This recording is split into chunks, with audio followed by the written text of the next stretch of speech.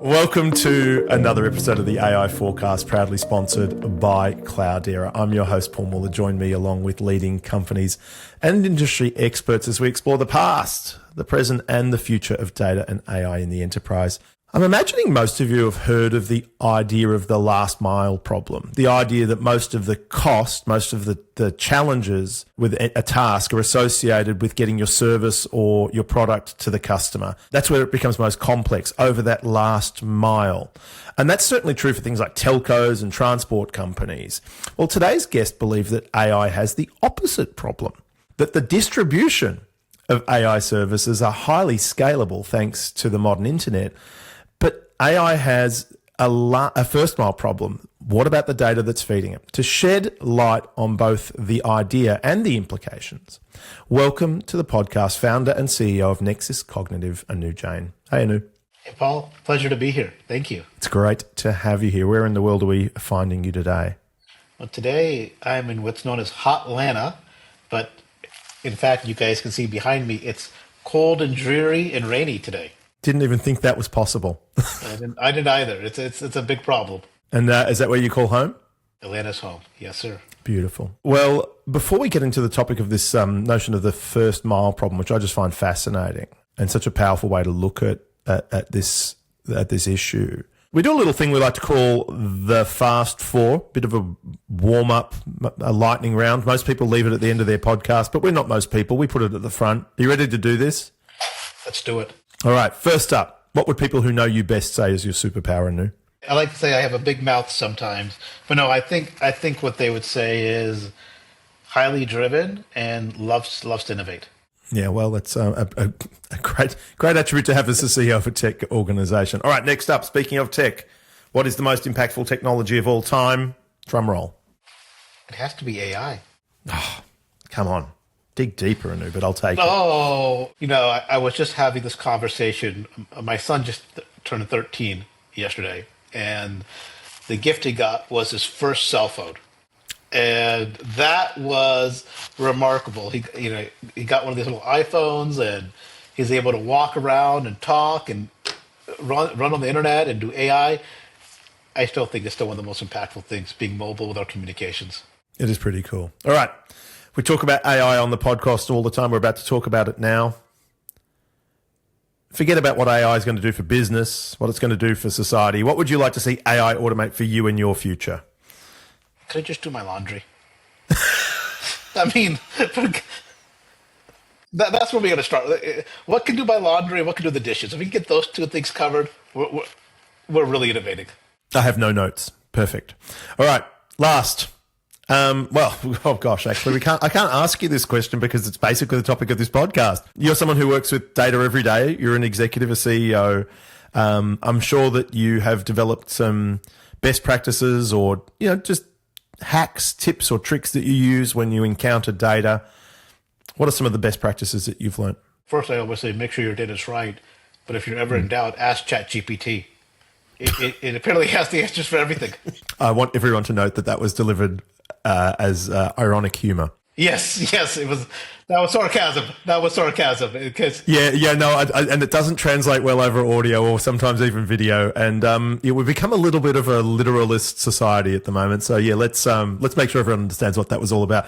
Before we get into this topic, and I am, as I said, deeply fascinated, talk us through your background. I'm a little bit of an enigma, frankly. I started my career off. I'm actually sitting here. Our headquarters is on the wonderful campus of Georgia Tech, also my alma mater. So I started off in engineering, and I had my very first job at a company called MicroStrategy, and that's one of the first big data companies.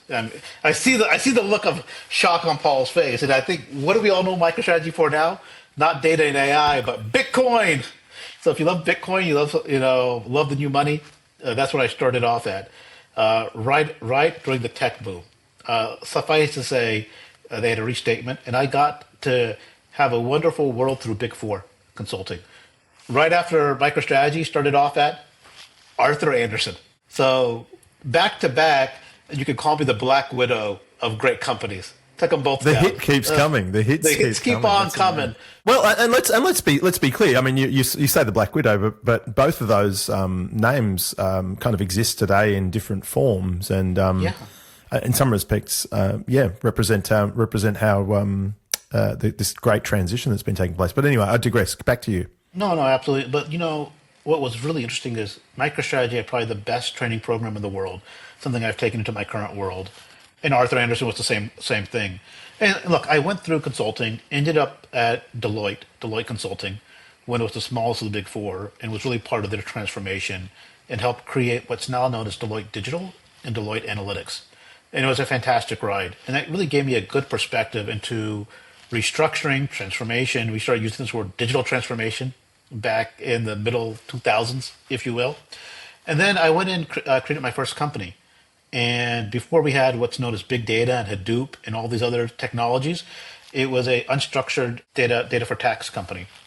And then after that, I had the distinct privilege of being part of the founding team of what became known as Watson, the first AI computer. And what a wild ride. And a lot of the way I think about the world came from those experiences. And then after Watson, I had the distinct pleasure of helping to build the comms, media, and entertainment business at IBM. And what was really interesting about that time was it was when telcos and media companies were going from B2B to B2B2C. And that transformation led them to be the first adopters of big data, what we're now calling AI, but algorithms, machine learning. And then after that was the CEO of a company called Think Big Analytics. It was the largest pure play AI analytics consultancy globally. It was part of Teradata. And at any time, I had over 2,000 data analytic programs going on globally.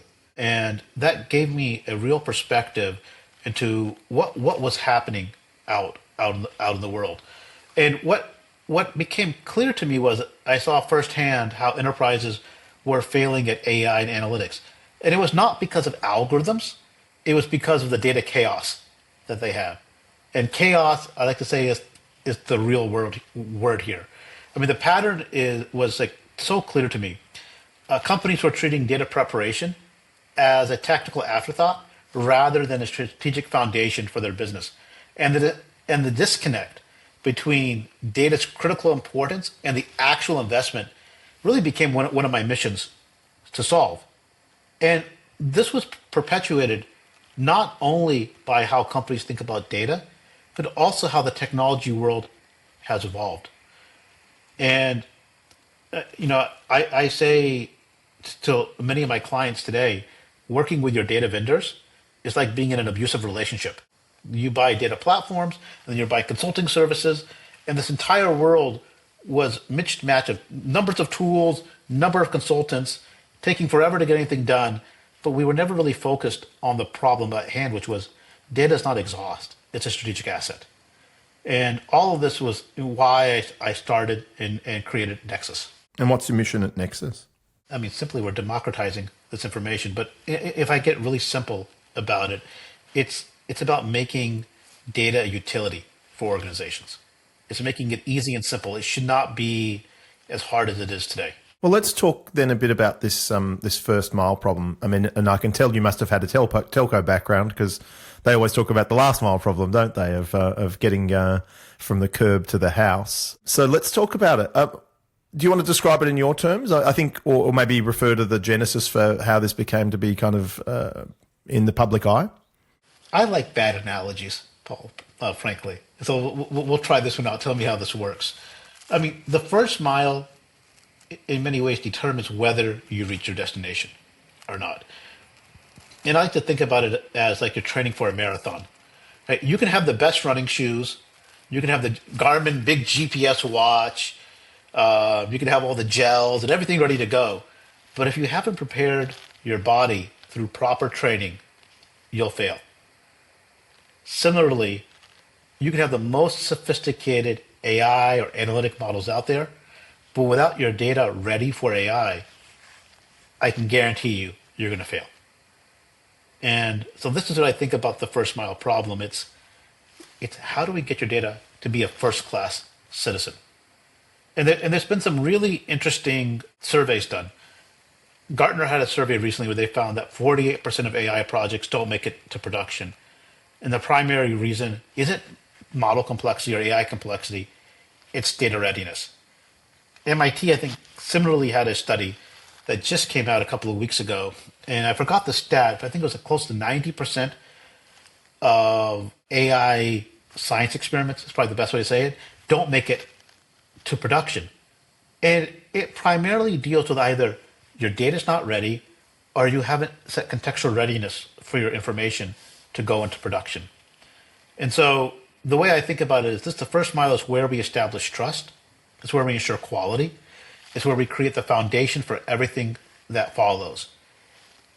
If you get it wrong, you're building a skyscraper on quicksand. And I hate to Yeah. say it, that's what many enterprises are doing today. They're building skyscrapers on quicksand. So I've got so many questions for you. The first is, what do we think the source of the problem is? Is it because we become enamored of the technology? We're so used to buying an app or a piece of software or an appliance that automates an already understood problem. So we kind of just apply it to it and it cuts time out. And so we've got this almost utilitized view of AI and we don't think about it in the correct context, to your point? Or is there another source of the problem? Is it just we're in such a hurry to do something, we're not thinking through projects? What's happening? I think what you said is part of the problem, but the foundational problem is, let's go back to the early 2000s. And what was the word we called it? Digital transformation was the word out there. The dot and .com, we all were there. The .com, the digital transformation. Look, I think of it in two senses. And I'm going to pick on the word transformation for a second, and I'll come to why I pick on it. If you've ever spent time with folks who are in private equity, or I love to say restructuring, and I met an old, great famous restructuring guy once, and we were doing a project together, and we called it transformation. And he's a big old guy. He was about 400 pounds, big man. He throws his hand on the table and he says, "I figured out why you consultants get paid so much. Transformations take 10 times as long and 100 times as much money as a restructuring does." And that's where we're at in AI. Think about where the data problem came from. Data was a third class citizen, not even a second class citizen. It was a third class citizen. It was data exhaust. And for the longest time, we had all this data that came out of all these systems. And we didn't see value in it. It was exhaust. And not till we saw the likes of Facebook and Netflix and the Googles of the world who started to take that data exhaust and monetize it to something real and built real businesses on data, that we decided to say, maybe there's something real in this data and we should go do something with it. But the architectures, the methodologies, the frameworks in enterprise still haven't made data a first-class citizen. We say it is. Do we give data its rights? Do we help it be clean? Do we help it have liberty? Do we help it have context in enterprise? I would argue we don't. We put data in data silos or data jails, and then we create data chaos. How do we solve that problem? Because it does sound a little bit like feed the world, because there are so many sources of data. There are so many actors who touch data, can manipulate it deliberately through good intention, through malfeasance, accidentally. The classic, almost canonical example of, the one customer with 17 versions of their address because people don't type them properly. I mean, you know that from your old Teradata days, I guess. I mean, data is, I hate to say it, but inherently messy, or it seemed to be. Yeah, it's okay to be messy. I think, first of all, let's talk about the history of data and why it became so hard to get clean data. The history was, let's start, I have all this data. The very first answer was, let's build the data warehouse. And then someone said, you know what? Screw that. Let's create departmental level data marts and connect them all together. Well, now we have data mart anarchy. We still have I was at one client. We used to disagree about the definition of a day. Yeah, That's hard. that's hard. You know, That's a gnarly problem. Yep. that's a gnarly problem. You start thinking about it, like time zones and this and that. Like, okay, gotcha. But the fundamental way we think about it is we all thought about data as a storage class. Where do we store the data? How do I bring it all together in one place? Really, what we're trying to get to is the provenance of where the data came from. So when you hear words, I use the word context. You could use the word metadata. You could use the word lineage. But how did the information get from where it was inputted or became exhaust to where it resides today? I mean, that is the first step. If there was a seven, was it a 12-step program for healing yourself? This is kind of the first step. Is can we just understand the provenance and the lineage of our information? I don't expect all data to be clean, but what we do expect is where it came from, how did it get there, what's happening to it. With that, we can now add metadata to it. And I'm being a little prescriptive here, but there's metadata two types. There's what's the business definition of the data and what's the technical definition of the data. The third now becomes, hey, can we go clean the data? Are there clear patterns that we see? At Nexus, we've automated big parts of data quality. And we actually do use AI to do this. We use contextual AI to help us clean data. And those become different parts of the hierarchy of how we can clean. But I come down to the most basic of where did it come from? How did it get here? What's the context to it? And if we can do that, we're well on our way to solving it. Then it's just, how far do we want to go down solving the problem? I might get you to join me in a brief detour, if that's okay. Oh, I love detours. Because you talk about data provenance and the fact that we'll need to focus on that in the future, and I agree with you wholeheartedly. I will make an assertion. It's not on behalf of the sponsor or anyone else. It's my own point of view that we live in a world where facts have now become something you can debate, a bit like what is a day, right? You shouldn't be able to have that conversation. You shouldn't be able to have a conversation about facts, but we are at the moment. And some of that is due to, in part, to digital manipulation. As we know, you can deep fake and you can effectively create a story that's pretty hard for most people to differentiate from the truth. And that's at a consumerist level. But the truth is also, as a business person, you and I both know, you look back and go, hey, what happened? How did that data get to be there? Who made that data entry? Who made that change? And most of our accounting systems, for example, have auditing that allow us to get a sense of that. But at the point of creation of the data, like literally when, to your point about first mile, from the moment the data first emerges from wherever it does, it usually emerges naked without any context or, I suppose, protection of the context in which it was created. In other words, what was its source? What time was it created? Who created it, etc. And I posit this. When we first developed digital systems, we had to be parsimonious. They were incredibly expensive. We started off with using 4-digit, we moved to octal, then we moved to 8 character bytes. Then we moved to, do you remember multi-byte? Like that big deal when we went from 8-bit characters to 16 bits 16. So that we could use, exactly, so that we doubled the amount of information that every sentence would take in one decision. Right, the amount of storage required was doubled with that single decision, and it needed to be because we went from being parsimonious to being slightly more accepting of the fact that data was going to need to grow and in order to be able to do its job properly. When we moved to HTML, we added even more around that. We went from a single byte would have to have at least 4 or 5 bytes around it, just to describe what that byte was going to be. And I would submit to you that I think we're going to need to go even further and say, at the moment that every piece of data is created, it gets a birth certificate effectively, and that we should be able to track what happens to it from the moment it's created till the moment it's disposed of. But it comes at the cost of a single piece of information is now going to have 100 times that amount of information travel with it about its context, but that's the price we're going to need to pay in order to be digital. Your thoughts? I agree. Could we record that? And I'm going to use this as a pitch as I go forward. No, I mean, really? No, absolutely, I agree. So we continue to develop product and accelerators on the same path that you talk about. we think about this in the terms of Metalakes. So just like you have your data lake or your data fabric, we think about every piece of information having its full provenance, right? I love the terminology digital birth certificate. I have a broader point of view of even kind of where blockchain and traditional enterprise data systems And I come think they're together, related for certain. right? Yeah. And I think I'm still a little early in terms of driving adoption. If you go out to LinkedIn or whatever, you'll find me on a yacht giving a speech about 8 months ago on this topic. Actually, It's a hard life, Anu. It's a hard life. well, I did have a glass of champagne and flip flops. It was fantastic.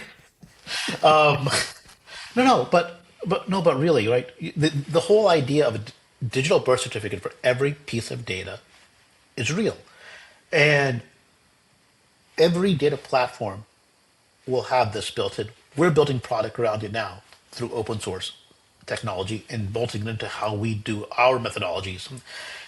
But we think about these as metalakes, both the business definitions and the technical metadata all together in its own lake for your information, including data quality scores. Okay, so what within that provenance of data could be dirty, may need to be manipulated to have standardization, right? I absolutely believe this will become a core component of data architectures, and I don't think this is a. I think this is a 2026. This will become a bigger part of this AI world. So if you think about Metalakes with so Metalakes gives you context. So if we take a step back with AI, why do AI projects fail? It's not because AI sucks. It's that AI needs guardrails. This is data gone wild. And why does it go wild? It has no guardrails. So when you put an LLM or SLM or even an algorithm without context, it's going to make its own assertions. Yeah. So context to the data matters, security matters, right? And all that's going to be driven by your meta lake, I believe, in the future. And I believe the last part of this, I'm kind of just going down a path here for a second, is Please. we believe very strongly, and I believe very strongly at Nexus. One of the things I saw in technology that drove me to build Nexus was the idea of composability. So the way I think about the world is composable architectures. I don't think about it as monolithic architectures. And I believe that as we see the world change, especially in the US in 26, 27, I think Europe and Asia are already moving in this direction to composability. You talked about the digital certificate, birth certificate of data. Your data is going to reside across multiple pieces. You're going to need different ways of processing that data, which is multiple data engines, right? You may have one storage mechanism, S3, or one a storage object store, but there are multiple types of data processing that you're going to have, whether it's Spark or Kafka or Trino or your vector DB. There's going to be so many different ways that you take and process that information that we really believe in composable architectures. In order to do that, you got to have that contextual awareness day one. And that contextual awareness comes from that meta link, that digital birth certificate that you were hitting on. And so, and this leads to so many other things. I mean, we can go down the path of sovereignty and citizenship of data. I was going to ask about that because you were speaking. You were in the UK recently, and I think there's a Forbes article about the story. Do you want to maybe share that? I had the opportunity to be at the House of Lords, and we were talking about how do you regulate AI, and that's a pretty big problem because we're dealing with a lot of bureaucrats who don't know. And we'll be nice. Not all bureaucrats are bad. These were very nice bureaucrats. But at the end of the day, it's how do you make legislative decisions about sovereignty? How do you think about AI? How do you build policy that's going to drive AI adoption? And that was the basis of the conversation. But actually, what came out was there was a tremendous amount of conversation around training models and sovereignty of the data.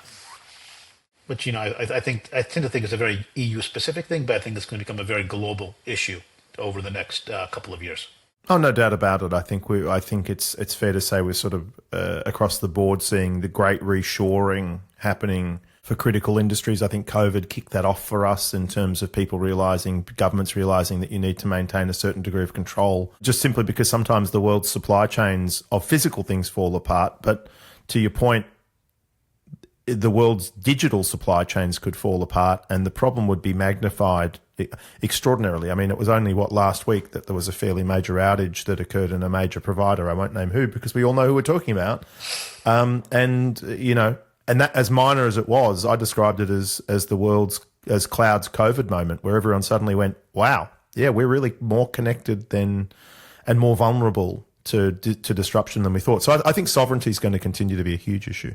And I'll take sovereignty down two paths. There's the sovereignty of the idea of your data resides in your national borders, right, and what you can and cannot do with that data. But then secondarily, there's been the conversations around sovereignty, which is why I was talking about composability earlier, which is there's a big fear, especially in Europe, Asia, of not letting the monolithic US companies own your data infrastructure. And so how do they think more about being more open source and more composable and being able to flip out pieces easily and not, I think the whole Russia moment was big in this regulation. And I think that continues to be a big international conversation, probably less US centric, but more international. And it's the debate right now, which is going on in especially in the AI world, which is closed gardens versus open gardens. Yeah. Closed ecosystems versus open ecosystems. And there are many vendors today who talk about, if you just bring it's back to the intergalactic warehouse, bring all your data to my ecosystem, it'll be awesome. Versus those who are talking about hybrid and open ecosystems architecture. And I think it's very interesting as we think about data, how all this works between data, AI, and open and closed worlds.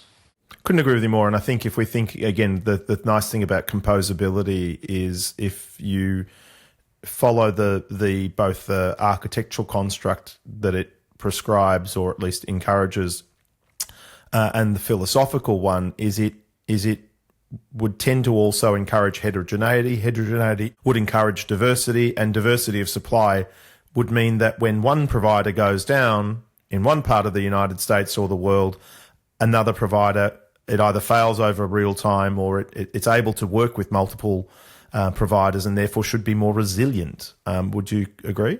It's the entire foundation around why I built Nexus.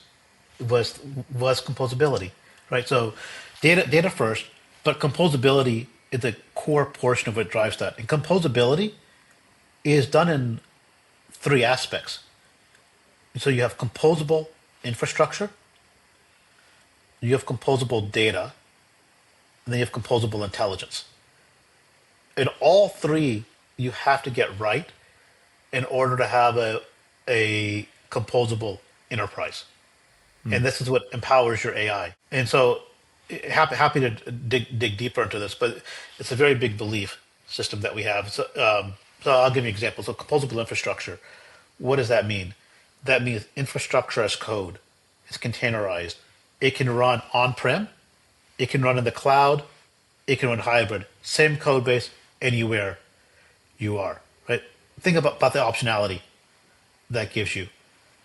Composable data, being able to use multiple engines on the data, being able to plug and play pieces. To me, it's an and, not an or.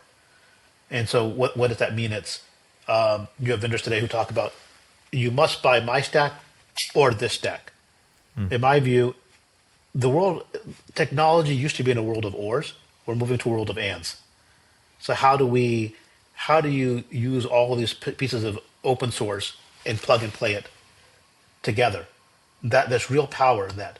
But it's really hard to make work as one ecosystem. With your composable infrastructure, now you have your composable data. And the third is what we call composable intelligence, or what I've been really thinking about calling it is compound intelligence. Doesn't really fit the composable story, but composable intelligence means two things. One is we need to inherit all the intelligence we've built into our enterprises from the past. Your machine learning models, the old algorithms, they haven't gone anywhere, right?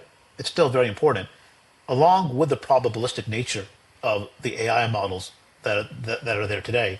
And both, I believe, work in concert together to go create immense outcomes in enterprise organizations. Yeah, no, I love it. I think it's an interesting story, and I think it's worth getting you back on to talk about this evolution. It's pretty clear to me that the story's not over yet. I mean, I don't know whether we can answer this succinctly or more philosophically and more describe it more as an approach. But if people are thinking this first mile problem resonates with me, I need to do something about it, but it feels too big for me. It feels feed the world. What's practical steps can I take, or who should I be turning to within my organization to start to wrap my arms around this problem?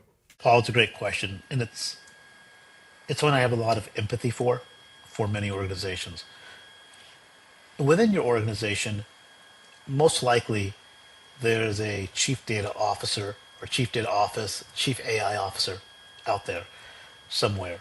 And they have in many cases, I think they have a pretty ill-defined job. It's pretty big and encompassing.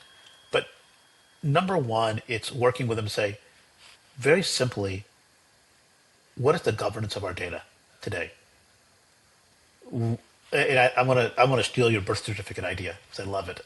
Please. But what is the what is the provenance? What is the birth certificate of all the data we have? And can we succinctly say what is the business definition of this information? That's actually a pretty hard problem, right there.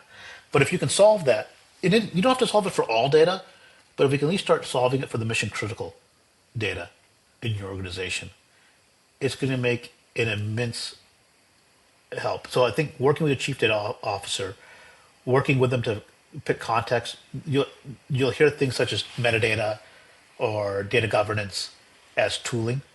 Start there. If you are in the open source world, I would encourage you to learn about Data Hub and Gravitino, both very interesting tool sets today.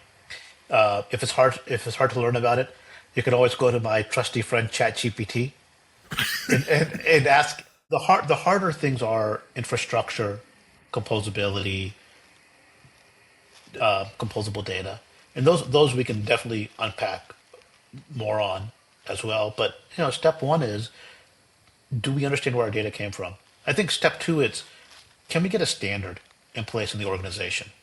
And I'm a big fan of the, open Lineage as a framework. You'll tend to see, the more I talk about the world, I'm a very open source centric person, and I personally believe in more open ecosystems than closed ecosystems.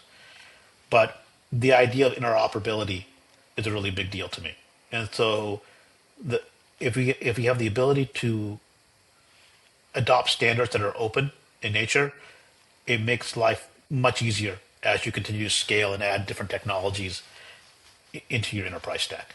Yeah, no, exactly right. But it was super fun to hear you talk about this. If people are interested in the topic, where can they go to learn more? Please come to the website, nexuscognitive.com. We're happy to come sit down, talk with the team, as well as our partners at Cloudera have great information. I love it. Excellent.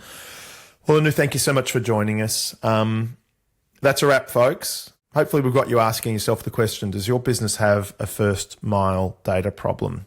We'd love you to drop your ideas, your comments into the links below on the podcast, on whatever podcast app you're listening to. Or you can hit up Cloudera on LinkedIn using the handle @Cloudera. We'd love to get this conversation going. We think it's such an important one. As always, we've got a great array of guests coming up. So if you have enjoyed today's episode, make sure to like, share, and subscribe so you and the people who you think would be interested don't miss a drop. Thanks again to Cloudera for hosting another episode of the AI Forecast. And thanks again for tuning in. We'll see you all next week.